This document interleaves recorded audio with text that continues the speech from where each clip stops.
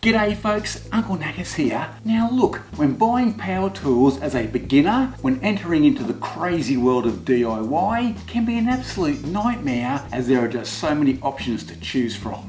You don't know where to start, and what do you even actually need to get the show on the road without going over your budget, wasting money on power tools that you may not even need. So to ease all that confusion and to make your decision process that little bit easier, here are the first 5 power tools that I would buy and recommend that are guaranteed to get you off to a really good start. Commencing with one of my favourites, the circular saw. So let's face it, there are going to be many times as a homeowner, a construction worker, a DIY enthusiast or a woodworker where you're going to need to rip down a sheet of plywood or cut a piece of wood. And trust me, one of these is a much better option than one of these. Now what I love about it and why I recommend it is that it's a very versatile and useful tool for making accurate cuts and can easily replace a table saw in many cases as long as you know exactly how to use it. Insert shameless plug here. And the fact that it's portable means that you can take the tool to the workpiece rather than having to drag the workpiece up onto a bench or a table saw to make the cut. And like all power tools these days, the circular saw comes in 2 variants. Ones with a cord, like my trusty old girl here, or cordless, which are battery powered, and it basically comes down to your budget as to which way you go, with the battery powered models being more expensive than the corded models when comparing machines of similar build, quality, power and features. Now you'll be pleased to know that the circular saw also comes in various sizes, ranging from the little baby at 5.5 inches all the way up to the big daddy at 10.5 inches. Now the 2 most common sizes are the 7.25 and the 9.25, with me personally opting for the 7.25 as they're very easy to handle and it has a decent cutting depth of 2.5 inches, which will cover most of your cutting needs. And it's good to know that not only is the circular saw great at cutting timber and plywood, but with the right blade, it can cut almost any material. Fiberglass, metal, stone, brick, tile are just a few examples. Now look, I know that cutting a straight and square line with your circular saw can be a little tricky at first.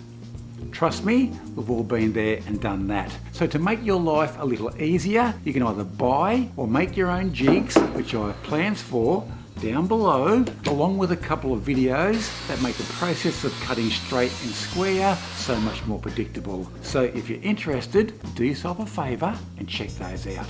Now my second power tool recommendation, my mum even has one, is possibly the most common tool found in any workshop or work site, and that is the power drill.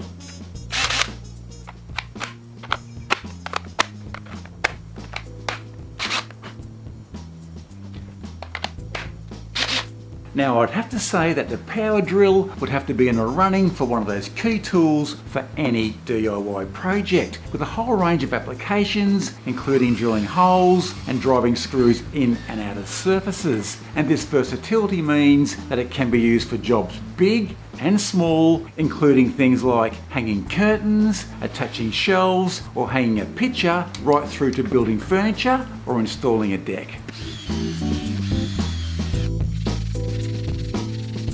Now the drill/driver, like the one I have here, is possibly the most common type on the market that has the capacity to drill holes as well as take a bit to drive in a fastener, such as a Phillips head, a flat bit, which in my opinion should be outlawed. Who uses flathead screws anyway? They're so 16th century. Star bit, square bit, hex head, etc, etc. And then we have the impact driver, like this one here, which is smaller but has more torque than the regular drill and is pretty much only used for driving in screws. You cannot drill a hole with one of these. And as you can see, the impact driver has a collet that holds the bit, whereas the drill/driver has a chuck that opens and closes to hold and then release the bit. Now the big question is, do you need both? If you do construction, then yes, as there are many times when you need to drive in large screws and the impact driver will do that job perfectly. But for the regular Joe Blow, like myself, the everyday drill driver is the perfect choice.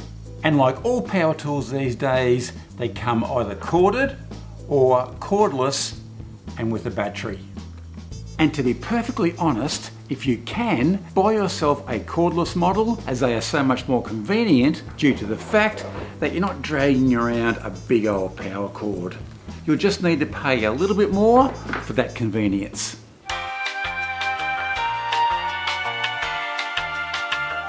Now the third tool on the list of my top 5 recommended power tools is the electric sander, which means less of this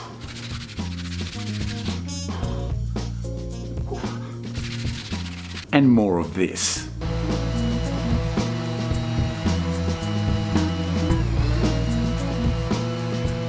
And as you'd expect, the main benefit of using an electric sander is that it performs the job of sanding much faster and with less effort than manually sanding by hand. And it's the perfect tool to quickly strip away layers of wood, paint, rust and other materials, making the piece that you're working on nice and smooth and ready to apply a finish of some description.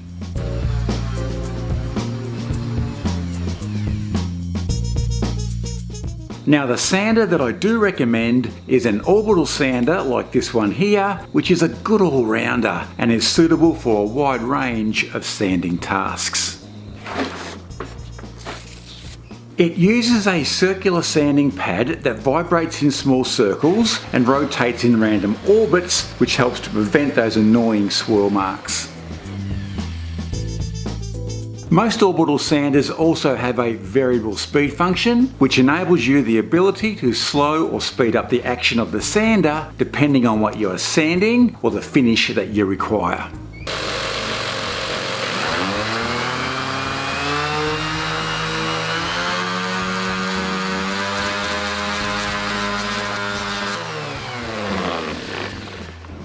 Okay, power tool recommendation number 4.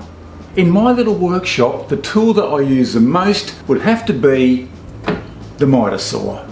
Basically, all it is a stationary saw designed to make repeatable precision crosscuts at multiple angles.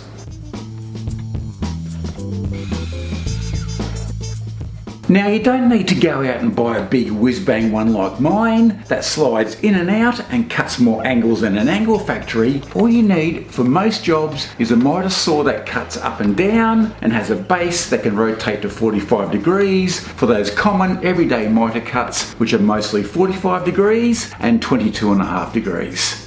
Having said that, sliding arms do increase your cutting reach, and some saws also tilt both ways to make complicated cuts easier. And just keep in mind, with all those extra features, it'll come with more weight and a higher cost.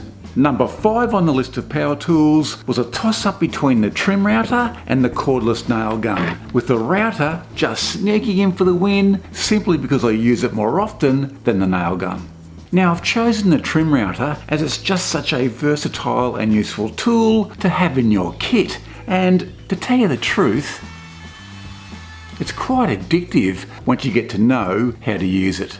The trim router is a great little tool for dressing up the edge of your projects by using various bits such as the roundover bit or the chamfering bit, and it's also great for cutting things like dados and rebates.